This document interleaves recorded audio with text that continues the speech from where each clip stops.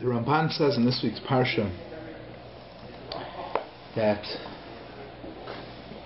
the stories of Yaakov, of his trials and tribulations and what he goes through in the Parsha, tell much about the future, tell much of the challenges that his children will have when they square off against Esav and against the Yetzer Hara. Yaakov Avinu says in the beginning of the Parsha, when they're going toward Esav, who's coming with 400 men to destroy Yaakov, to fight with him, to take his possessions and his family. The Torah tells us the Yaakov Avinu divides the camp into two parts. Two camps. L'shnei machanos. V'haya im yavoi Esav el machna achas v'hikahu. So if Esav is going to come and try to destroy one camp, good. At least v'haya amachna anisha lefleita. At least the second camp, the remaining camp, will be able to be saved.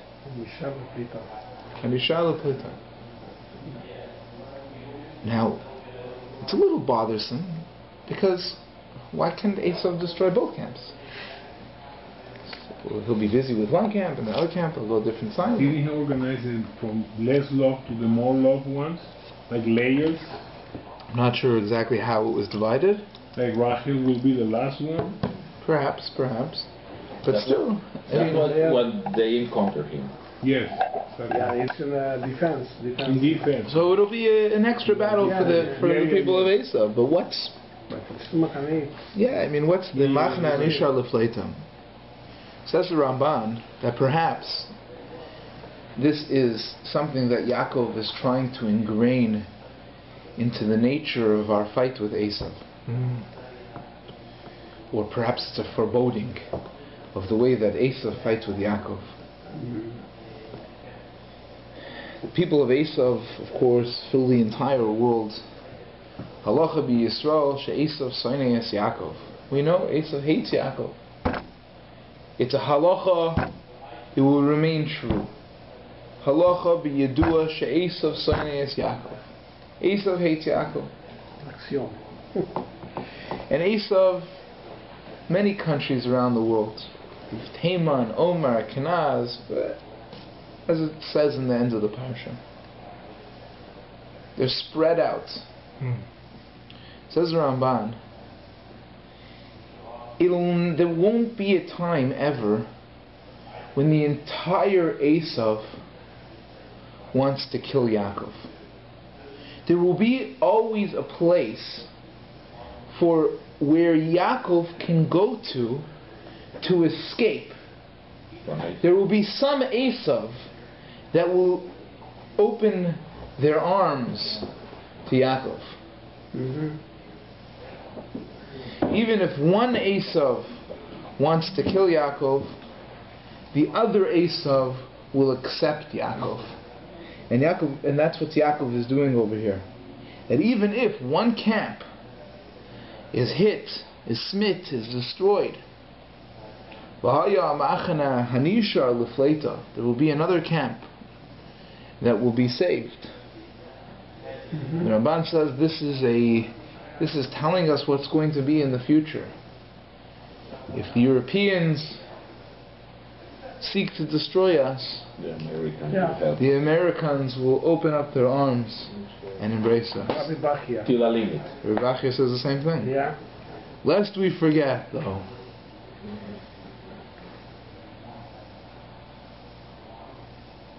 that it does not mean that the Esav, which is hitting us, which is trying to kill us, is any more dangerous than the Esav that is accepting us with open arms. Esav wanted to kill Yaakov. Yaakov divided the camp. One of the camps, perhaps, were subject to physical annihilation, and the second camp was subject to spiritual annihilation.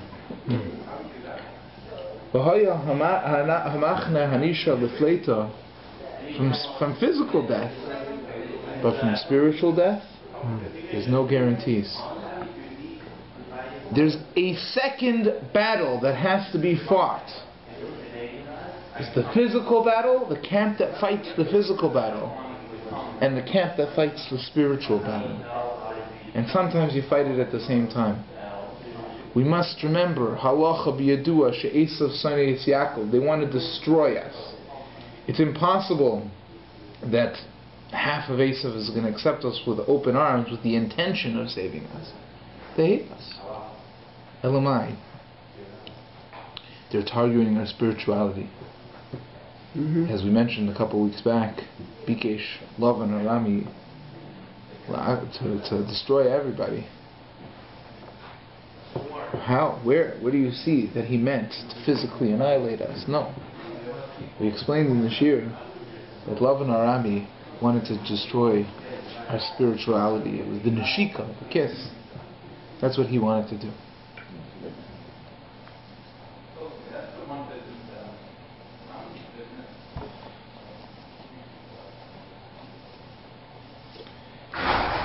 If we continue further on in the parsha, we see a very interesting Maisa. Something that's piliploy.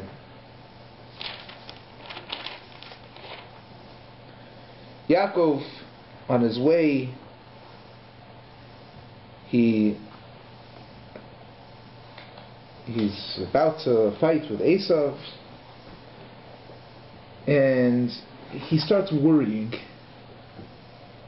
Yaakov starts to worry. He says,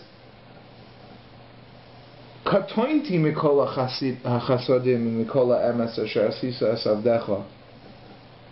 I've become small from all of the chasodim and all of the truth, all the emes, which you Hashem have done for me.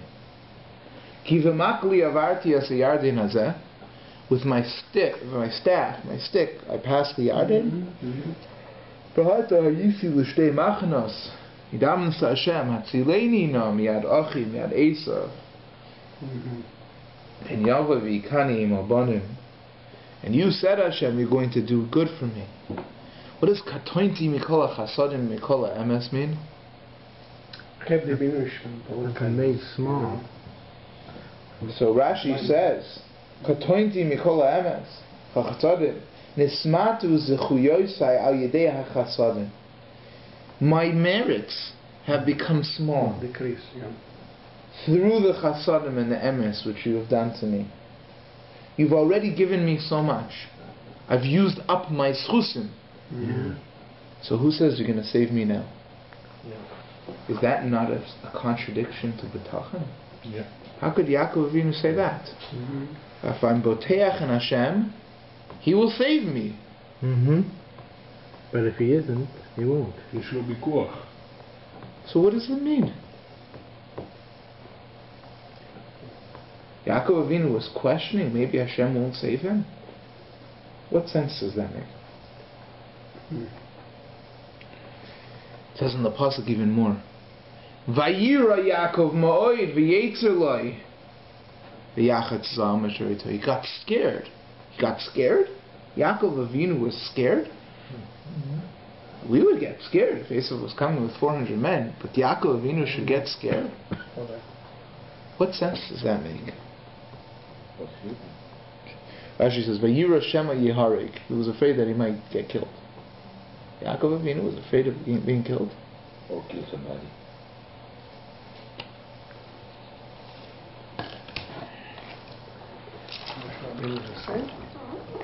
Yaakov Avinu was fearless.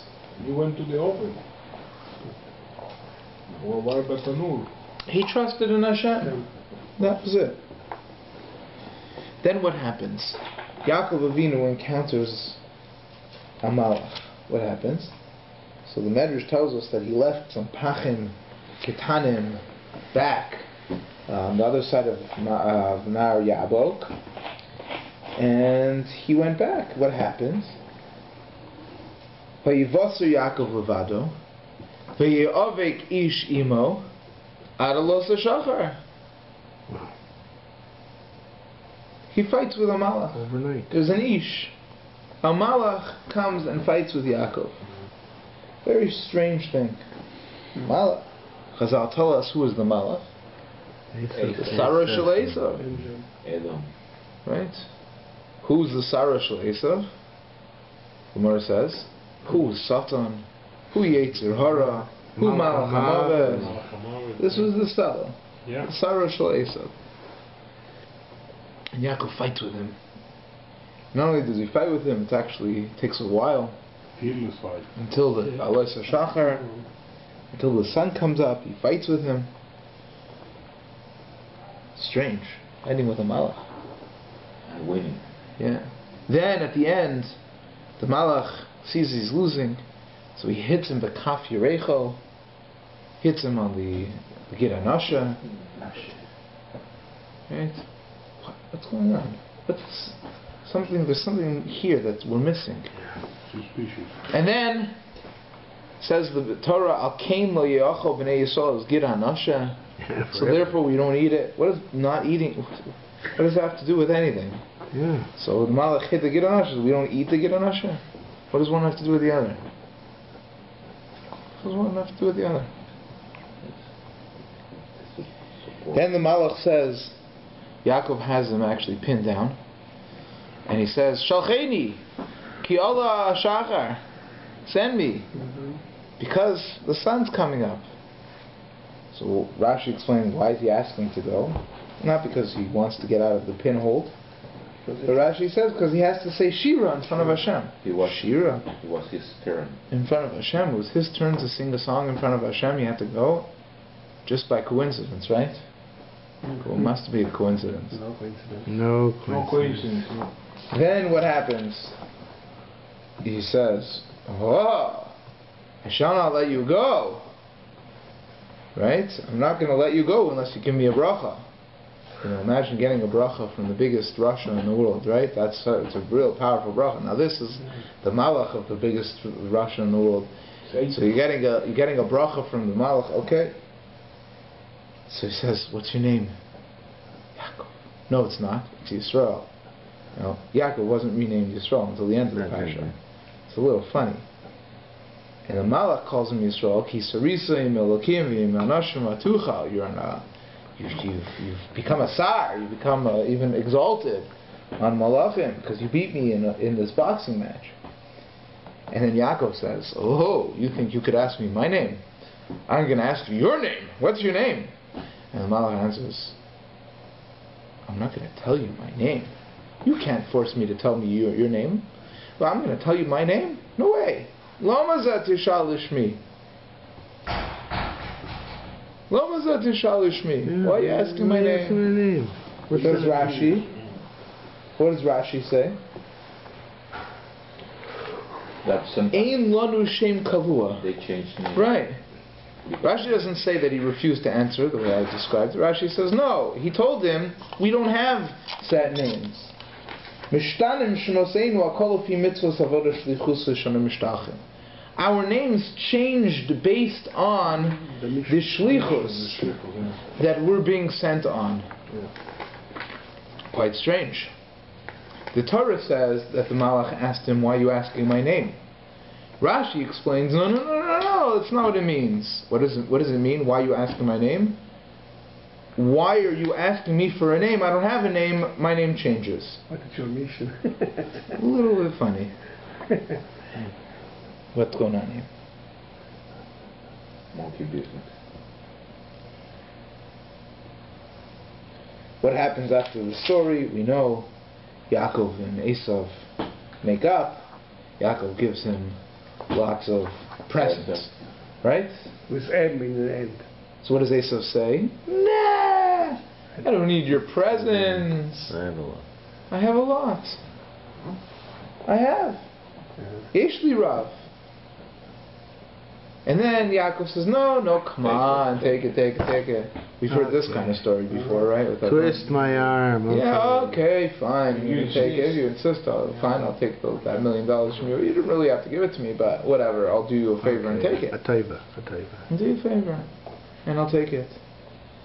And Yaakov Avinu says, "V'yomer Yaakov Ano imna matzasi chen beinecha lekachta minchasi miyadi ki al kein raisi panecha." Says, "Ki chanani Elokim v'chi yesh li kol." Take my present. Hashem has given me everything. Esav uses the lashon Ali. What does he say? He says, "Yesh li rav." I have a lot. Yaakov says, "No, don't worry. I have everything." How does he say I have everything if he doesn't have everything? It can't be that he had everything, right? What he needs. Hashem provides him everything. That's what.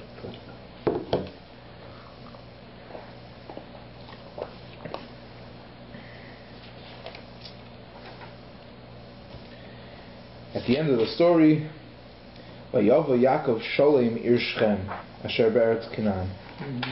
Right? We'll get to Shechem. But Vayavo Yaakov Sholem. Says Rashi, Sholem Begufoi. Sholem Ir Shechem. Was he Sholem? He got healed. His Gidon Asher healed. Yeah. We still can't eat it, but they say the back of the animal is like the best kind of meat, right? That's where the T-bone steaks are, the porterhouse, the filet mignon. You know your cats. You can ask the Sephardi. They eat it, right? But we can't eat it because of the Gidon Asher and the related areas where it's too hard for us to get. Well, in Europe, missing. Well, they have trappers in Europe, in Israel, but here we're missing all of that. We lost that. Why? Because of this Gidon Asher. But Yaakov was healed. Come on. Why you don't enforce us now? For us not to forget. Why are you going to forget? I don't know. What should we forget? What shouldn't we forget? What do you remember? What do you got to remember? So you see, it didn't work. You forgot it. So even though we can't eat it, so why don't we eat it now? It's not working. Sholem begufo shnisrape mitzilosai. He wasn't lipping anymore. Sholem b'mamono shel chaser kol mikol osandaran. And he was also Sholem b'mamono because he didn't lose anything. He didn't lose anything. I thought he gave away a lot of stuff. There's a lot of cash. What do you mean he didn't lose anything? Sholem b'tarasa.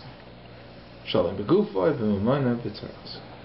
Let's try to understand what's going on here. What is this all about?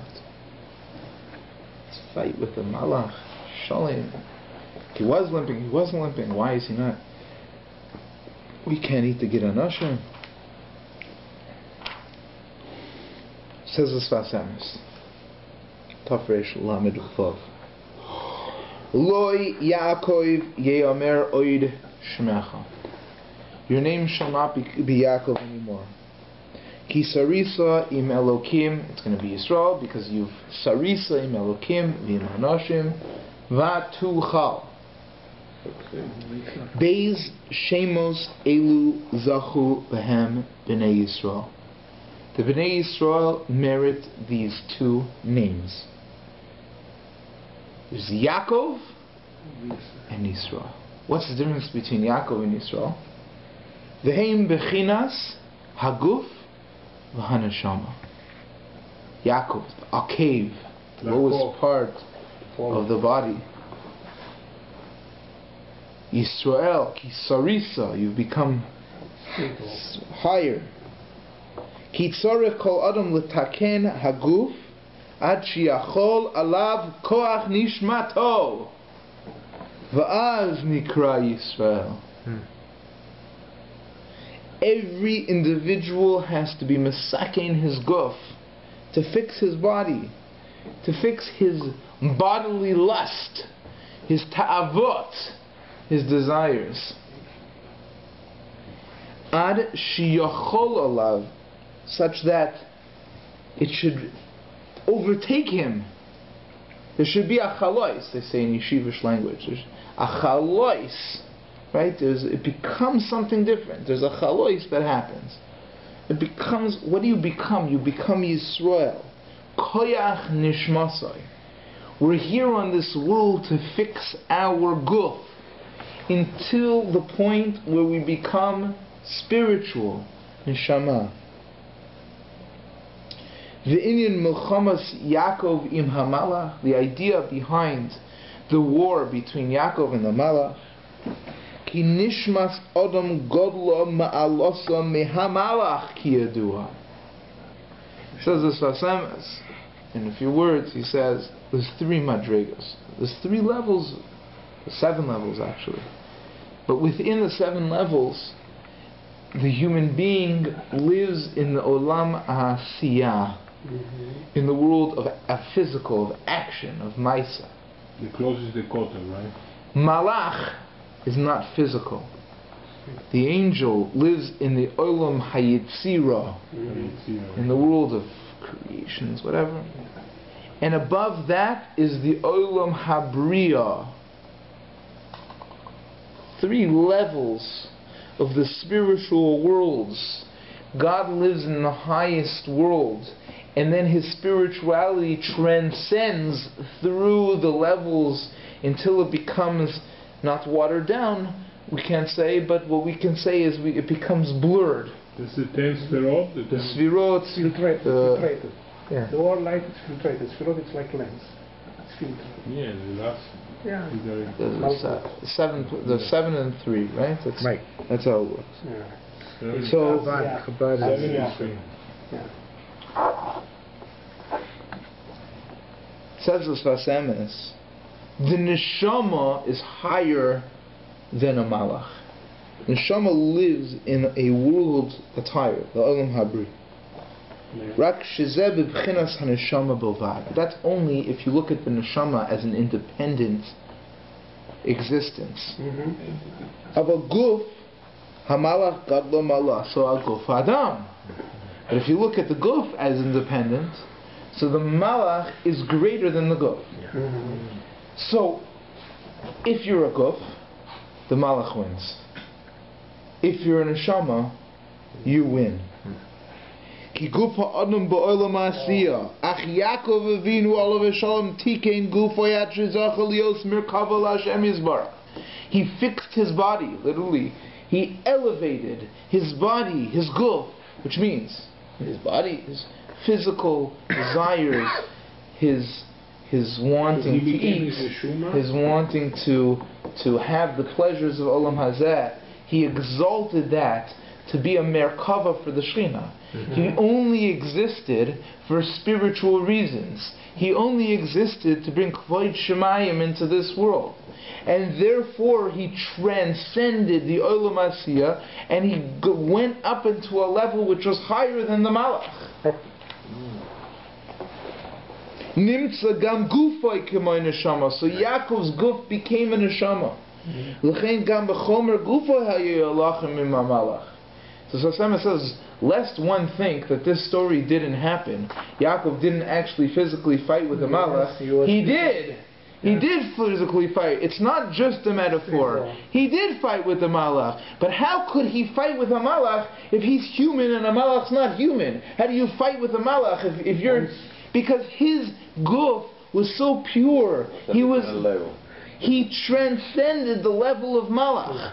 In order to transcend the malach, to go through the malach, to knock down the malach, you have to purify your guf until your guf becomes on the level of neshama, and now you've beaten the malach, and you've actually raised yourself to the olam habriya, which is higher than the malach. You've knocked him down. You've fought with him. You've got him in a...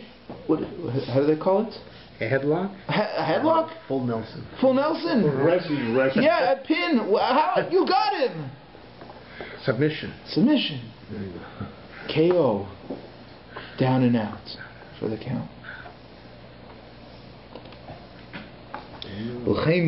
Right? That's how he thought.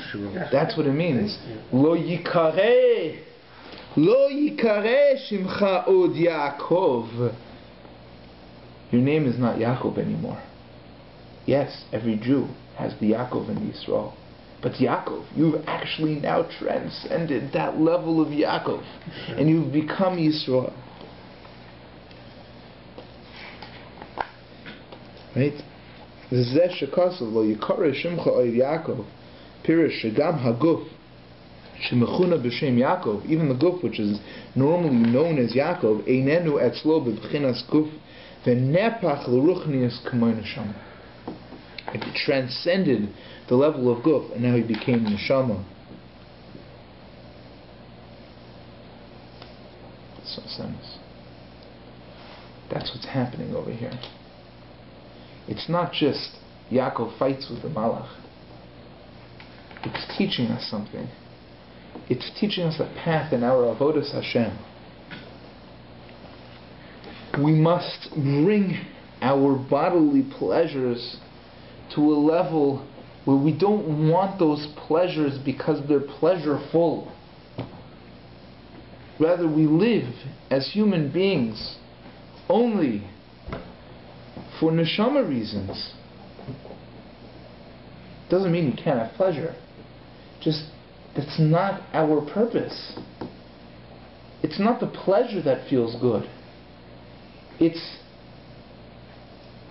the avodas Hashem that feels so good. Mm-hmm. The pnimius that feels so good. Mm-hmm.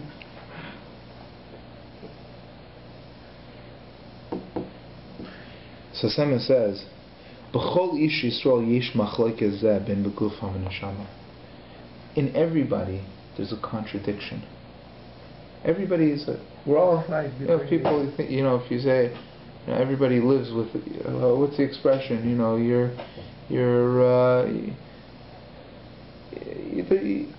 You're not consistent. Flip-flop. You have your neshama. Ups and downs. Yeah, you have your neshama and your guf, and everybody lives with that contradiction. The more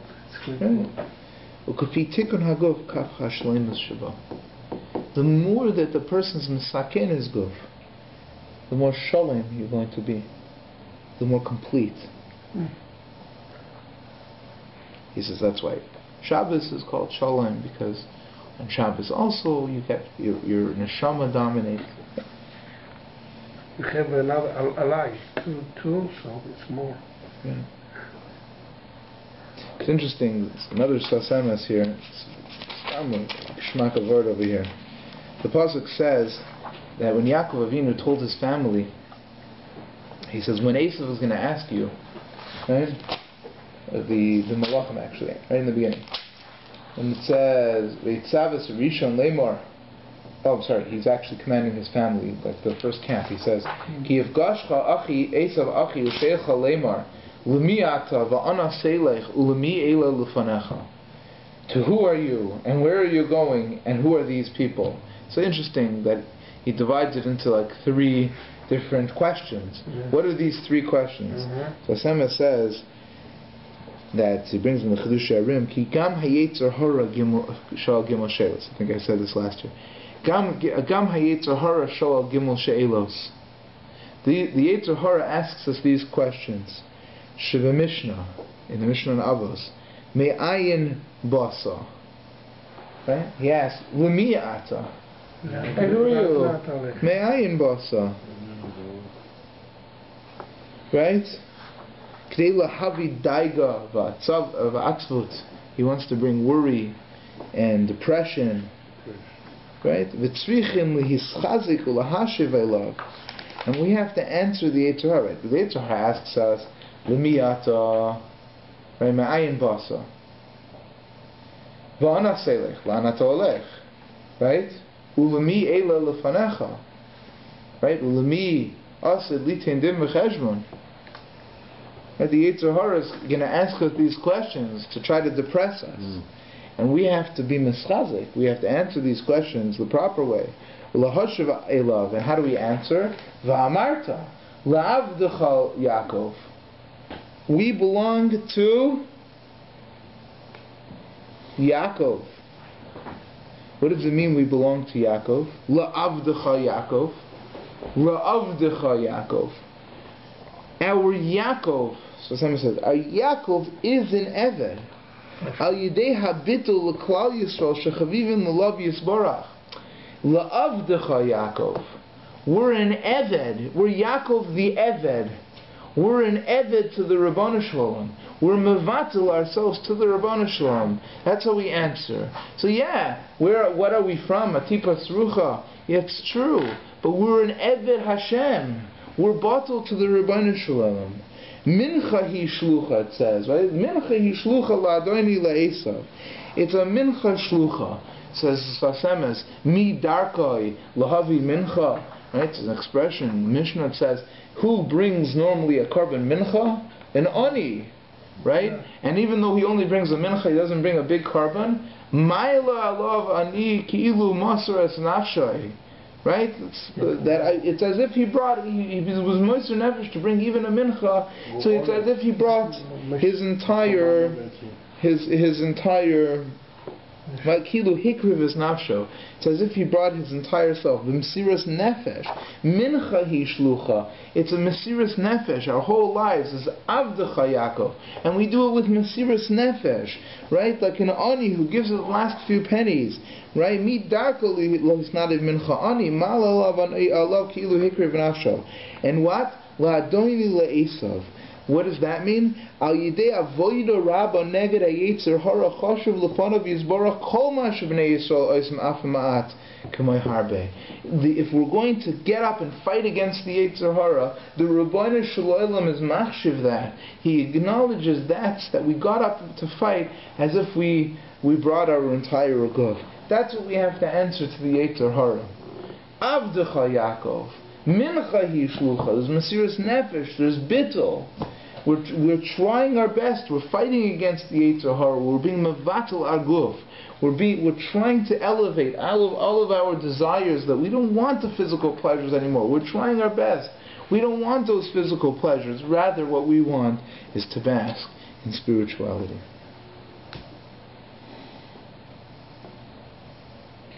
And then what does the pasuk say? Vihine gam hu acharenu.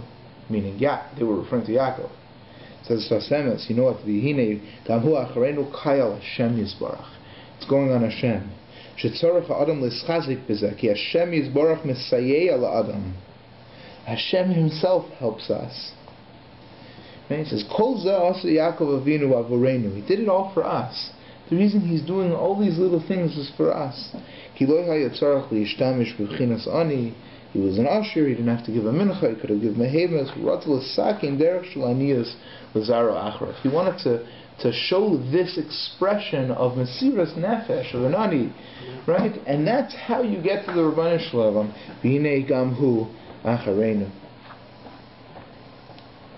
The Chayzim in Lublin says in the famous Pshat, Katointi Mikol HaChasadim, the Chayzah from Lublin says, Katointi Mikol HaChasadim doesn't mean, Rashi says, Katointi, Yaakov Avinu, Chas Shalom, is saying, what am I going to do? I've used up my schusim, so that needs a hezber. But he explains it differently. He says, Gam ma shekatan be'enav, hu me'achasadim shal Hashem yisbarach. That which a human being could look at himself as small, that's also a chesed. Katointi, I'm small? Mikol chasadim, that's from all of the chesed that the Rabbeinu Shalom does for me. That I'm able to minimize my own individual, my own wants and my own desires, and just be mevat, put them aside for the Rabbeinu Shalom. To make myself small for the Rabbeinu Shalom is a gewaldige chesed that the Rabbeinu Shalom does for me. Right? The Sasema says, everybody's entire drive, right? Our entire life's goal should be to become the great smallest. The smallest. The smallest. Hachna, the lowest, the most humble. The katnos, right? The guy is so rich. Hashem gave you so much money. So what do you do normally? What does a normal person do? Oh, I'm the greatest, I'm the best, right? No, our avodah is the opposite. The opposite. Our avodah is, whoa, why do I deserve this? It's namad kisufa. I don't deserve it. What did I do to deserve that? Right? I don't deserve any of this. I feel terrible having it. That's our avodah, right? Mikol chasadim, meaning from all of the chesed that Hashem does for me and all the good that He gives to me, katointi, I feel so small. I didn't do anything to deserve it. That's katointi mikol chasadim. Keep it makli avarti as yardin azeh. When I cross the yard, I cross with a stick, but the Rebbeinu Shalom makes me so big. I've commented before that, what's the difference between a Baal Gaiva and somebody who has self-esteem? You remember the word?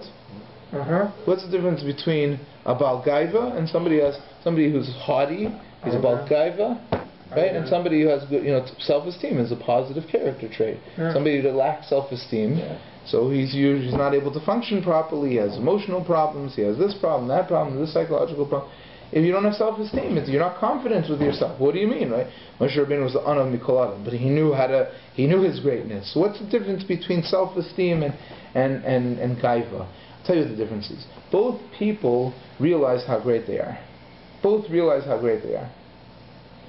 The Baal Gaiva says, "Oh, I'm the smartest person. Oh, I have the most money. Therefore, I'm great."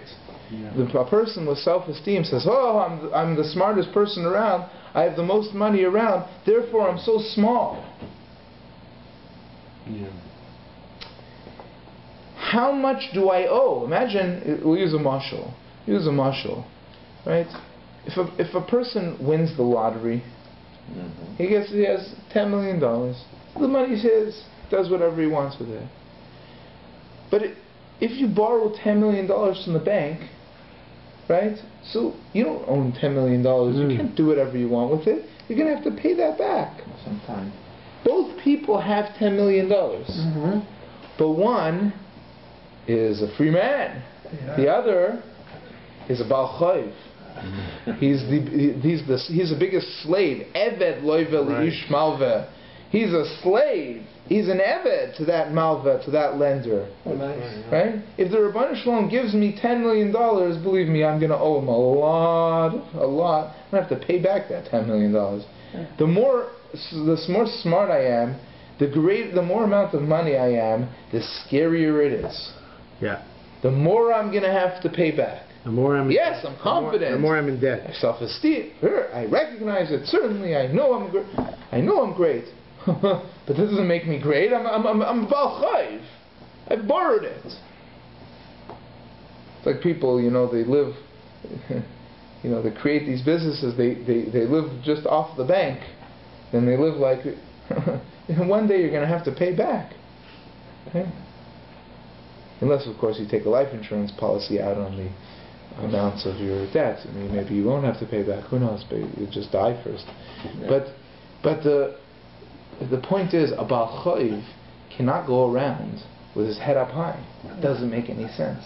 You owe that money. Katointi mikol chasadim. I'm small. I'm a great big Baal Chayv. I owe so much to the Rebbeinu Shalom. I'm not great. I have to give back. When Esav says, right, I have a lot, he meant I have a lot of possessions. He didn't have all the possessions in the world. He couldn't say kol. He just had more and more and more, and he wanted more and more and more. When Yaakov says v'chiyesh li kol, he means it was a shleimus. By taking away the mincha and the animals and whatever you're going to take away, you haven't taken anything from me. You haven't taken anything. My circle is still complete. Because I don't care about those things. It doesn't do anything for me. It's not part of my balance sheet. How many animals I have. It's how much avodas Hashem I can do and bring and cause. You take a little bit away from me, it has no impact. Doesn't matter. Chiyesh li kol. I still have. I had everything before you took it away. I'll still have everything after you take it away.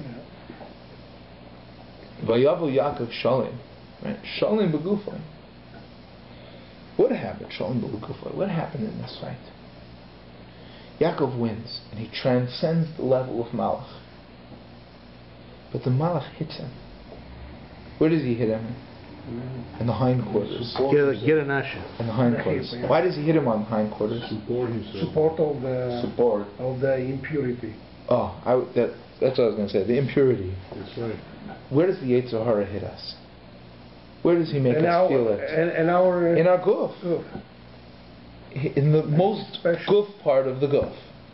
Right? In the most physical. It's the most sensitive part of the He can... The Yetzer Hara works to try to have us be tied down to that, and he accomplishes that. There was that blemish, even though Yaakov transcended, he won. There's no question about it. Yeah. But there was that blemish that remained. Mm-hmm. And what's the symbolic? How do we translate that? What do? We don't eat the filet mignon. Yeah. The most geschmack. This is giving you more.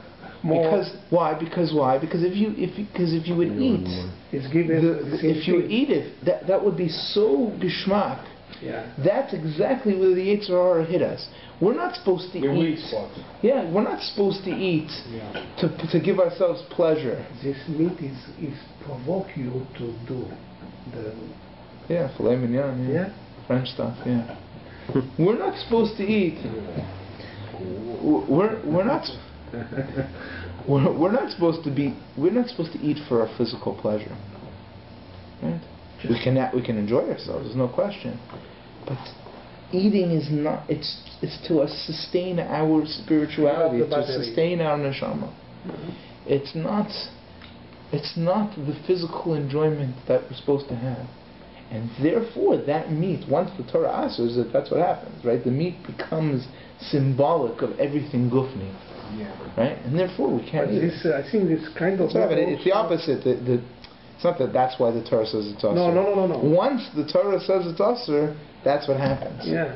Right? Why does the Torah say it's asur? Yeah. Because that is where Esav can hit us. Yeah. So if that's where Esav can hit us, and that's why it's asur, guess what's going to happen if you eat it? I don't mean whatever. Right. If you can traber it properly and it's kosher, then it's 100%. Kosher. I don't mean to say anything.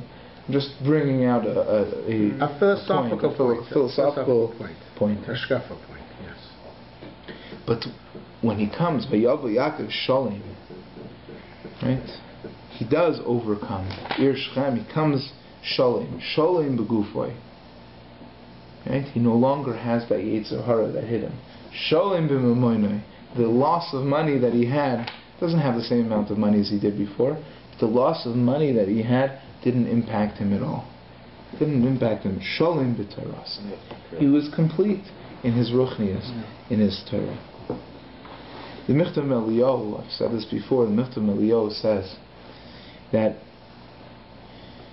the idea of shira, the idea of singing, right? Shira is when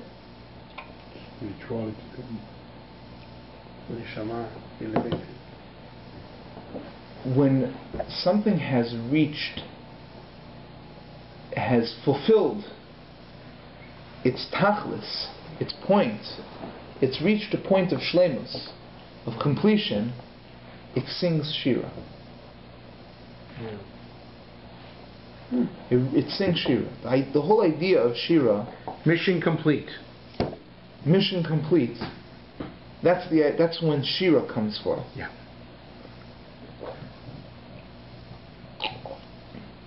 There's the shira al-yam. There's Oz Yashir in the times of Mashiach. Yeah. When there's going to be something complete, that's when the Bria sings shira to Hashem. Shira is an expression of seeing a full circle of Maisa Elokim in the world. So the Michtav Eliyahu, it's a whole shmuz in itself. I think I've actually probably said it once before. When the Malach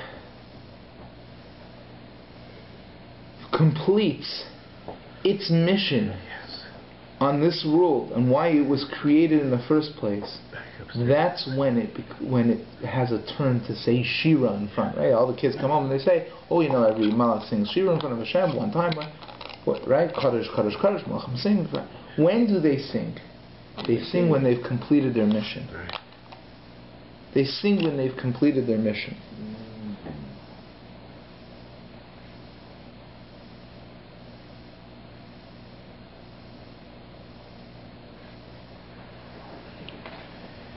What's a name? The mission of the person. Oh, the essence of the person. A name, really, right? Especially back then, right? They named for it's Yaakov, Yisrael. These are the names of. It tells us what's going on, the spiritual mission of a person. So the Malach says to Yaakov, "What's your name?" He says, "Yaakov." He says, "No, it's not anymore. Used to be. It's Yisrael. Now it's Yisrael. You've just beaten me. You've transcended the levels." Yes. So Yaakov says, "What's your name? What's your name? What's your mission? What's your tachlis? What's your tachlis?" It's not your problem. Says the Yetzer Hara. Now the Yetzer Hara answers Yaakov. And he says, you know what my mission is? Lama zet tishalishmi.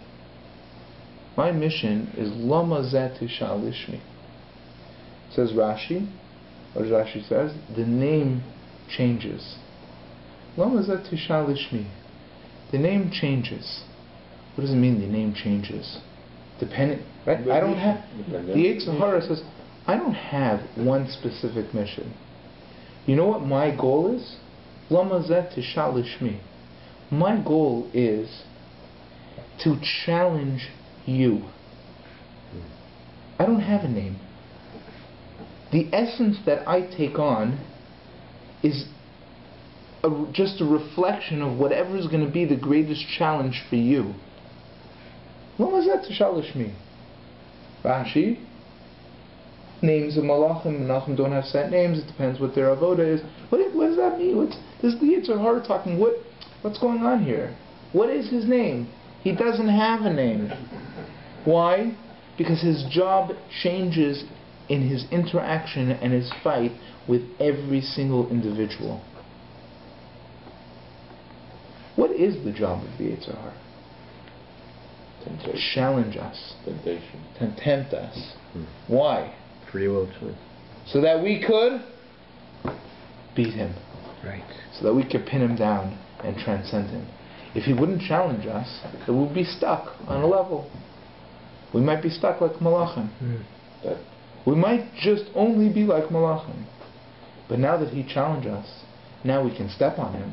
We can use him as a way of elevating us. Springboard to the next level. But he also do that because if we don't hit him, he's going to take our blessings or whatever it's supposed to be for us, right? Okay, I hear. Right? Our challenge is to transcend that malach. And his job is to get us there. He's a good guy. Well. Yeah, well he wants to. Yes and no. Yeah, he just wants us to get past him, that's all. So why is he shafted at the end of time? He's such a good guy. So listen, what happens when we've actually transcended him? He's not needed anymore. We don't need him. Yeah. He's finished his job. Yeah. So what does he go and do when he finishes his job? To another guy. No, well, okay, but when he's disappeared, right to Yaakov, he's finished his job. What does he do? I gotta go sing Shira. I gotta go sing Shira to the Rabbanu Shalom. I gotta go sing Shira to the Rabbanu Shalom. That's what's going on over here. There is otherwise that it's finished. He's finished his avoda. Yaakov's already transcended. Nothing to do here, let's go. Zot hi avodah shelanu. This is our avoda. Yeah. Our avoda is the Rabbanu Shalom created us in the form of a body, Yaakov. But lo Yaakov yikarei shemecha ki im Yisrael. Our job is that we shouldn't anymore be called Yaakov. We should be called Yisrael. Ki sarisay melokim v'yimanashim etucha. We have to understand the Yetzer Hara. The Yetzer Hara comes to us with great challenges, but his entire tafkid is for us to become elevated, to elevate ourselves by using him. And how do we do that? Katointi mikol hachasadim. By realizing we're not great because of all the great qualities, characteristics, attributes, and gifts that Hashem gave us. Rather, we're katointi. We're very small because of all those things. We got a lot to do and a lot to pay back. And we have to realize that our avodah is to become close to the Rebbeinu Shalom. We should be zoicha to reach these elevated madregas until the time that the Rebbeinu Shalom says, I am going to destroy the Malach, destroy Edom, destroy Esav with the Bias, Goyel, Tzedek, Mashiach, Tzidkenu, and Her, and Amen.